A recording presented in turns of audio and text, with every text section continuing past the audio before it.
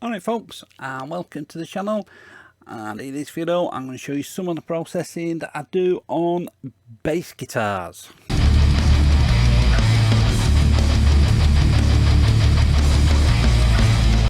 So as you can see, I've got two bass tracks here, and they're both DIs because I've not got room for a bass amp at the minute, and yeah, so I'll just record two DI tracks, and no panning on them, they're both going straight down the middle, and this is what they both sound like raw together.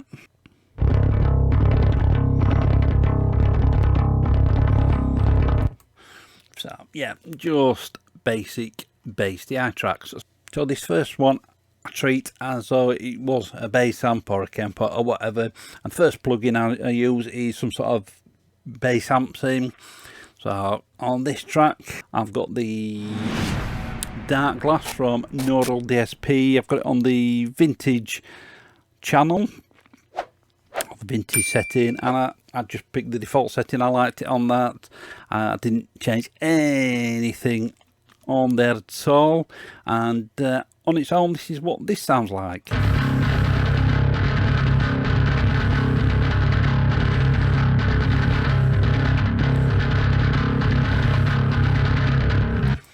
So as you can hear, pretty gnarly. And then after that I just put a bit of EQ on. I passed that to about 67 hertz just to keep it out of the way of the bass drum, kick drum.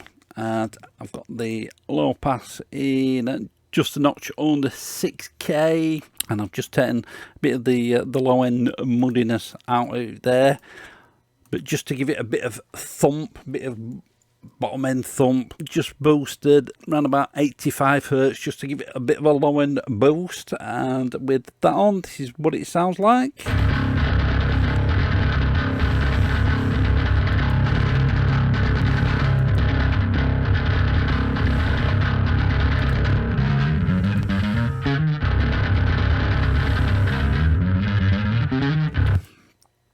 And then after that I've got the CLA 76 after that.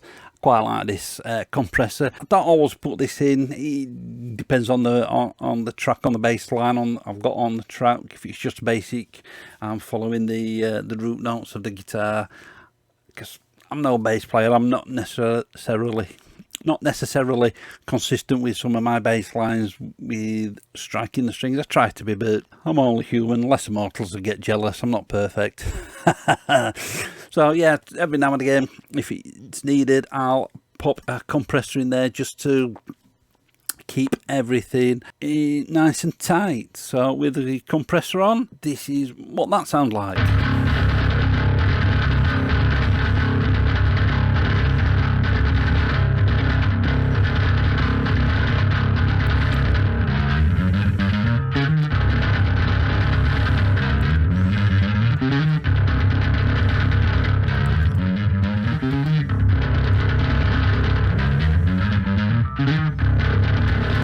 Nothing too severe on there. It was only about -3, but yeah, it's just trying to keep the levels pretty much similar. And then on this second bass track, I use this for more of the sort of mid-rangey, the upper mids. Low pass filter is around about 400 hertz, give or take, up to about 3k, 3 to 4k.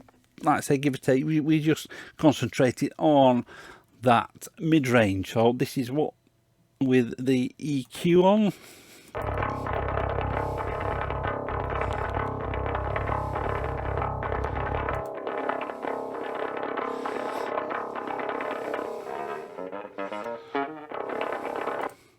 So as you can hear, that's quite honky, that sort of honky mid-range bassy tone. And then after that, for this track, I've got a flanger on just to give it a bit of extra grit. Sometimes it's a distortion plug-in, but if I use a distortion plug-in, then there's a bit more of the processing that I do as well. But yeah, I'll show that in another video. Yeah, and then I'll just bang a flanger in there, and then with the flanger on, it sounds like this.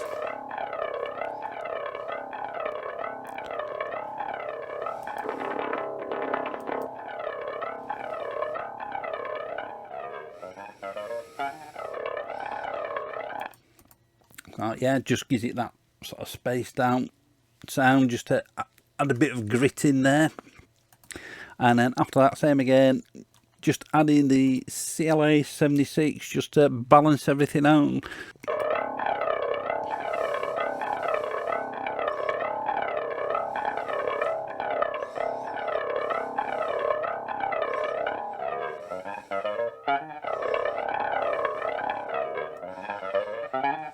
And then combined, sound like this.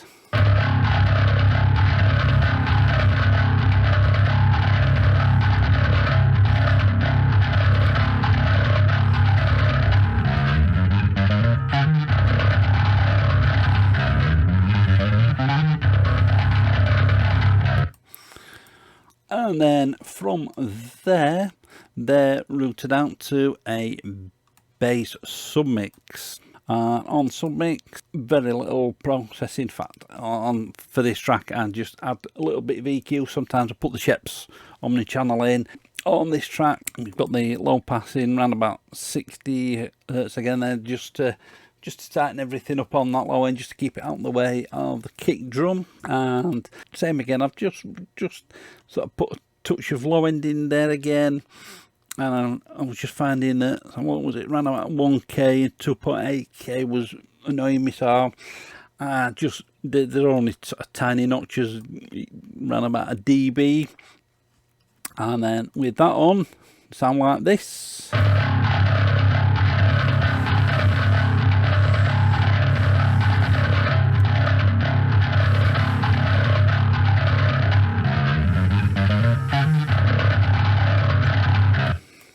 So from there, then it gets routed to a bass stem, which acts like a master fader. After all that's on, if there's just sort of any niggly little frequencies that need taking out, and what we've got on there, didn't need to take anything out. Just got a bit of a low shelf in there at 150, just to control that low end muddiness. Sometimes there's just the odd little frequency that's coming through that's a bit annoying. Use these for, like I said, these are just like the master faders, if you will. So if you're finding something on the bass that just needs a little bit taken out right at the end, you can take it out there rather than putting EQ on your master fader and it's affected all the mix. You might just find that something's on guitars, drums, vocals, bass, you can do it at this stage rather than affecting the whole mix. So with just that on,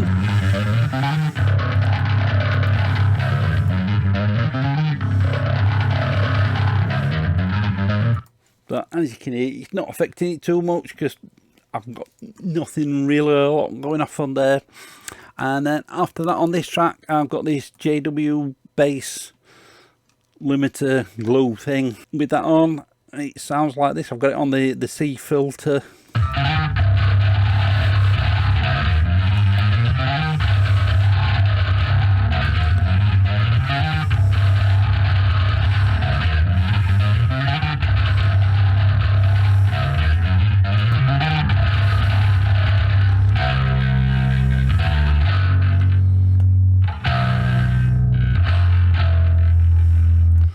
As you can hear, that it's just a bit of mixed bus glue.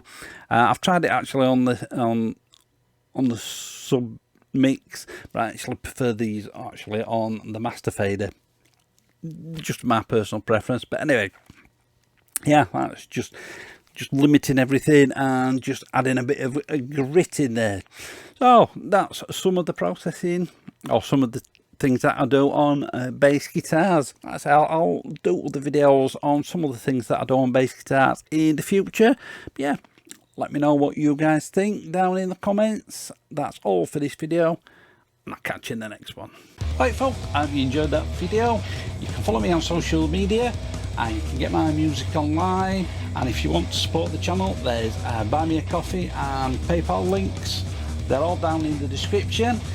Click up here to subscribe and click the link down there for videos that you may not have seen. Keep it loud and keep it heavy.